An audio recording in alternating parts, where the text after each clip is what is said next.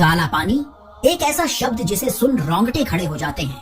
काला पानी की सजा ब्रिटिश काल के समय की एक बहुत ही ज्यादा भयानक और दिल दहला देने वाली सजा थी। उस समय काला पानी का नाम सुनते ही कैदी के हलक से जान तक अटक जाती थी।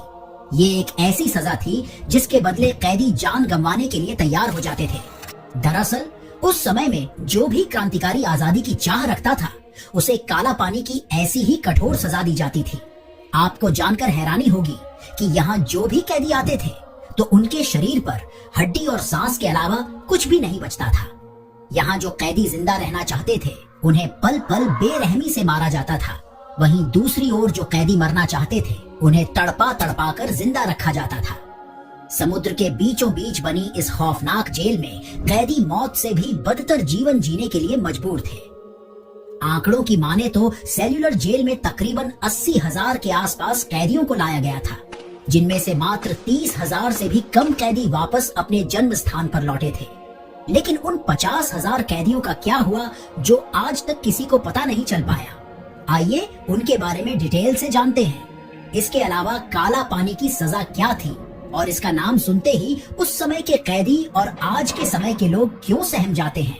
इसके अलावा अंग्रेजों ने सेल्यूलर जेल का निर्माण भारत के तट से लगभग 1200 किलोमीटर दूर समुद्र के बीच क्यों करवाया था, इसके बारे में भी जानेंगे। और इस जेल का नाम सेल्यूलर जेल क्यों पड़ा, इस पर भी चर्चा करेंगे। साथ ही काला पानी से जुड़ी कई रहस्यमयी घटनाओं के बारे में भी जानेंगे, जिसे सुन आपकी आंखों में आंसू आ जाएंगे और आप समझ जाएंगे कि आजादी के लिए लोगों ने कितनी बड़ी कीमत चुकाई थी। दोस्तों, डिजिटल डिस्कवरीज में आपका स्वागत है। अगर आपको देश के महान क्रांतिकारियों के द्वारा किया गया बलिदान देख आंखों में आंसू आ जाता है तो एक लाइक और उनके लिए एक प्यारा सा कमेंट जरूर करें। 1857 की क्रांति के बाद ब्रिटिश सरकार ने भारतीय क्रांतिकारियों और आंदोलन जीवियों को गिरफ्तार करके उनका मनोबल तोड़ना चाहती थी। अंग्रेजों का मानना था कि इनको ऐसी जगह रखा जाए जहां ना इनको कोई देख सके और ना ही इनका विरोध कर सके, क्योंकि उस समय एक ही क्रांतिकारी चिंगारी काफी थी जो अंग्रेजों का साम्राज्य खत्म कर सकती थी। और इसीलिए अंग्रेजों ने इसके लिए भारत से हजारों किलोमीटर दूर समुद्र में अंडमान और निकोबार द्वीप को चुना, क्योंकि यहाँ से कोई भाग भी नहीं सकता था और इनकी आवाज सुन भी नहीं सकता था। इसके लिए अंग्रेजों ने 10 मार्च 1858 को लगभग 1000 क्रांतिकारियों को जहाज में बिठाकर पहली बार अंडमान और निकोबार द्वीप की तरफ रवाना कर दिया। कुछ समय बाद ये क्रांतिकारी एक सुनसान द्वीप पर पहुंचते हैं जहां चारों ओर जंगली जीव, सांप, बिच्छू और कीड़े मकोड़ों के अलावा कुछ भी नजर नहीं आ रहा था। यहाँ की पथरीली जमीन और घनी झाड़ियों को देखकर कैदियों के पसीने छूटने लगे थे। लेकिन इस जेल का निर्माण हो उससे पहले अंग्रेज अफसरों के रहने के लिए इंतजाम करना था, जिसके लिए यहाँ सबसे पहले कैदियों द्वारा जंगलों को काटकर ब्रिटिश अधिकारियों के लिए कमरे बनाए गए। दोस्तों, यह काम कैदियों के लिए इतना मुश्किल था कि ऐसा करते करते ही कई कैदी अपनी जान गंवा चुके थे, क्योंकि ज्यादातर कैदियों को अपने हाथों से ही पत्थरों को हटाना पड़ता था और इस दौरान कई जहरीले सांप और बिच्छू उन्हें काट लिया करते थे, जिसका उस आइलैंड पर कोई इलाज नहीं था। इसके अलावा कई लोग मलेरिया जैसी बीमारी के कारण मारे गए, क्योंकि मच्छरों का काफी आतंक था यहाँ पर। इसके अलावा कैदियों के रहने के लिए यहाँ कोई भी व्यवस्था नहीं थी, उन्हें जमीन पर ही रात बितानी पड़ती थी। धीरे धीरे यहाँ कैदियों की संख्या बढ़ने लगी और ऐसा करते करते आ जाता है साल 1860 और यहीं से शुरू होता है खौफनाक सेल्यूलर जेल का निर्माण। इस जेल के बनने से पहले अंडमान की राजधानी पोर्ट ब्लेयर में जेल के बीचों बीच ऊंचा टावर बनाया जाता है, जिस पर एक बड़ा सा घंटा लगाया जाता है। इस घंटे का काम था कि अगर कोई भी खतरा महसूस होता है या कोई कैदी भागना चाहता है तो इसे बजा दिया जाए। इसके बाद शुरू होता है इसके चारों ओर 7 शाखाओं वाली सेल्यूलर जेल का निर्माण। लेकिन विडंबना तो देखिए कि इन जेल का निर्माण वही लोग कर रहे थे जिनको थोड़े ही दिनों बाद इसी जेल में कैद होना था। हर एक शाखा 3 मंजिल की बनाई गई। अंग्रेज चाहते थे कि कोई भी कैदी आपस में मिल ना पाए, इसलिए उन्होंने इस जेल में तकरीबन 700 के आसपास अलग अलग सेल बनाए थे और यही कारण था कि इसकी बनावट के आधार पर ही इसका नाम सेल्यूलर जेल पड़ा, जिसका मतलब होता है कई सारी शाखाएं। प्रत्येक सेल 4.5 फीट इंटू 2.7 फीट की थी। हर एक सेल के 3 फीट ऊंचाई पर एक खिड़की बनाई गई थी। लेकिन अफसोस की बात यह थी कि कैदी इस खिड़की से भाग नहीं सकते थे, क्योंकि कोई भी कैदी बाहर कूदने की हिम्मत नहीं कर पाता था। क्योंकि जाए तो जाए कहां, क्योंकि जेल के चारों ओर लहराता और डरावना समुद्र ही समुद्र था। इस जेल का निर्माण लाल ईंटों से किया गया था, जो म्यांमार के बर्मा से मंगाई गई थी। इस जेल का जो मेन गेट था, उस पर बहुत ही खतरनाक हथियार रखे गए थे, जिनको देखकर यहाँ के कैदी थर थर कांपते थे। आपकी जानकारी के लिए बता दूं कि उस जमाने में इस जेल को बनाने में तकरीबन इतिहासकारों के अनुसार 5,17,352 रुपए का खर्चा आया था। उन स्वतंत्रता सेनानियों पर बड़े जुल्म ढाए जाते थे, जो अपनी आवाज कभी ना कभी अंग्रेजों के सामने उठाए थे।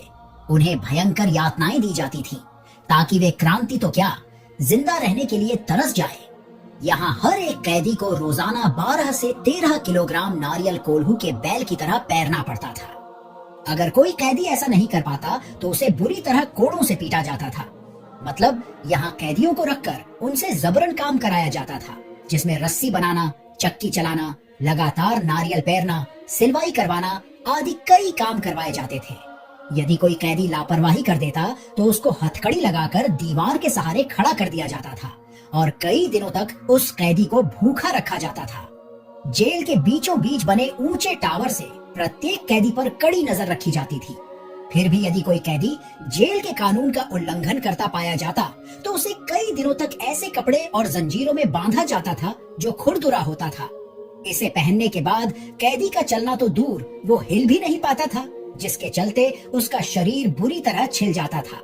ये यातनाएं इतनी भयानक होती थी कि इससे कैदियों की शारीरिक और मानसिक रूप को पंगु कर दिया जाता था। यहाँ अलग से कैदियों के लिए शौचालय की सुविधा नहीं थी, बल्कि उन्हें अपने ही सेल में जाना पड़ता था। इसके अलावा उन्हें 2 प्लेट दी जाती थी, जिसमें से एक प्लेट का उपयोग कैदी खाना खाने के लिए और दूसरी का उपयोग टॉयलेट के लिए करते थे। सर्दी हो या गर्मी, उन्हें सेल में ही नीचे सोना पड़ता था, जिसके चलते सर्द के मारे कई कैदियों की जान चली जाती थी। जो भी कैदी मर जाता तो उसके शरीर को उसके परिवार वालों को ना देकर उसे पत्थर में बांधकर बाहर समुद्र में फेंक दिया जाता था। हालांकि इन दर्दनाक यातनाओं से तंग आकर कई कैदी किसी तरह भागे भी थे, लेकिन उनको अगले ही पल पकड़कर कठोर दंड दिया गया। साल 1868 के दौरान यहाँ की भयंकर सजा से बचने के लिए करीब 17,000 से भी ज्यादा कैदियों ने यहाँ से फरार होने की कोशिश की योजना बनाई और निकल पड़े। मगर कुछ ही समय में सभी को पकड़ लिया गया। हालांकि वो जानते थे कि अगर उनको पकड़ लिया गया तो अंग्रेज उनके साथ क्या करेंगे, और जब वो पकड़े जाते हैं तो उसमें से कई कैदियों ने समुद्र में ही छलांग लगा दी और अपने जीवन को नष्ट कर दिया। इनमें से 87 कैदियों को अंग्रेज अफसर जेपी वकर ने फांसी की सजा दे दी। लेकिन आपको यह जानकर हैरानी होगी कि इसके बावजूद भी साल 1872 में मेहताब और चेतन नाम के 2 कैदी यहाँ के अधिकारियों को चकमा देकर भागने में सफल रहे। उन्होंने यहाँ के जंगलों से ही लकड़ियों को काटकर नाव बना ली थी, जिस पर वो दोनों बैठकर तकरीबन 1000 किलोमीटर से भी ज्यादा दूरी की यात्रा तय कर चुके थे। मगर अफसोस, एक ब्रिटिश जहाज की नजर उन पर पड़ जाती है और उन्हें फिर से कैद कर लिया जाता है। यहाँ के ही एक कैदी और स्वतंत्रता सेनानी अल्लामा खैराबादी ने सजा काटते हुए बयां किया था कि यहाँ जेल के हर कोने में दुख और रोग भरे पड़े हैं। हवा बदबूदार और कमरे बीमारियों के जड़ हैं। यहाँ हर कैदी के शरीर पर कई घाव हैं, जिनका कोई इलाज नहीं है। दुनिया की कोई भी मुसीबत यहाँ की दर्दनाक मुसीबत की बराबरी नहीं कर सकता है। हमारा शरीर घाव से छलनी हो चुका है। दोस्तों, ऐसा लिखने वाले खैराबादी की भी वहीं जेल में मौत हो जाती है और उन्हें वहीं दफना दिया जाता है। जेल की इन यातनाओं से तंग आकर कैदी या तो पागल हो जाते थे या फिर आत्महत्या करने पर मजबूर हो जाते थे। ऐसे ही एक कैदी थे इंदु भूषण राय, जो इन यातनाओं से तंग आकर अपने फटे कुर्ते से ही फांसी पर लटक गए थे। कहते हैं कि यहाँ की खराब व्यवस्था को लेकर कुछ कैदियों ने भूख हड़ताल भी की, मगर जल्लाद अंग्रेज उन्हें जबरदस्ती खाना खिलाकर हड़ताल समाप्त करवा देते थे। ऐसे ही 3 कैदियों की जबरदस्ती खाना खिलाने से मौत हो गई थी और फिर अंग्रेजों ने उनके शरीर पर पत्थर बांधकर सबके सामने वहीं डुबो दिया था। लेकिन समय बीतता गया और साल 1945 को कैदियों के तमाम आंदोलन के बाद इस जेल को बंद कर दिया गया। इसके साथ ही यहाँ के कैदियों को भारत के अलग अलग हिस्सों में भेज दिया गया। लेकिन अफसोस, इससे पहले ही तकरीबन 50,000 से अधिक कैदियों ने सेल्यूलर जेल में ही दम तोड़ दिया था। आज भी यह जेल खंडहर के रूप में मौजूद है, जिसकी दीवारों पर कैदियों द्वारा लिखे गए अंग्रेजों के क्रूरता के दास्तान भरे पड़े हैं, जिसे आज हर कोई देख सकता है। और यदि आप यहाँ जाते हैं तो आपके आंखों में पक्का आंसू आ जाएगा, ये मेरी गारंटी है। दोस्तों, आज हम आजाद घूम रहे, अपनी इच्छाओं को व्यक्त कर रहे, यहाँ तक कि सरकार भी अपनी मनमर्जी के बना ले रहे हैं। लेकिन इन सब के पीछे जिन देशभक्तों ने अपनी कुर्बानी दी है, उनको हम कितना याद करते हैं। अगर ये वीडियो पसंद आया हो तो चैनल को सब्सक्राइब जरूर कीजिए। मिलते हैं नए वीडियो में, तब तक के लिए नमस्कार।